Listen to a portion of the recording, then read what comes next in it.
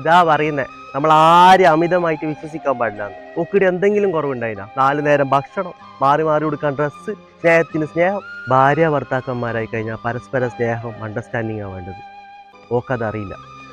ഈ താലിയെല്ലാം കെട്ടിക്കഴിഞ്ഞാൽ ഒരു മഹത്വമുണ്ട്. ഇപ്പത്തെ പെമ്പിള്ളേർക്കാവുന്ന അറിയില്ല. ഒരാൾക്ക് കൊടുക്കാൻ പറ്റുന്നത് ഏറ്റവും വിലപ്പെട്ടത് അയാളെ സമയമാണ്.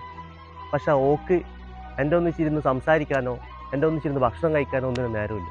ഓക്കിപ്പം നേരെ ഇൻസ്റ്റാഗ്രാമിൽ റീൽ എടുക്കാനും ഫോട്ടോന് കമന്റ് ഇടാനും ലൈക്ക് അടിക്കാനല്ല.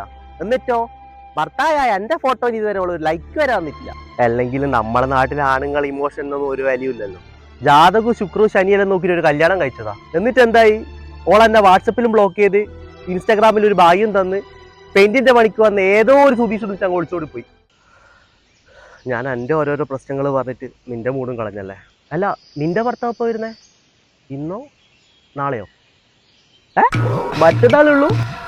എന്നാല് നാളെ 10 മണിക്ക് ബാക്ക് പേപ്പർ അടച്ചിട്ടുണ്ട്. ഞാൻ വരാം. ആ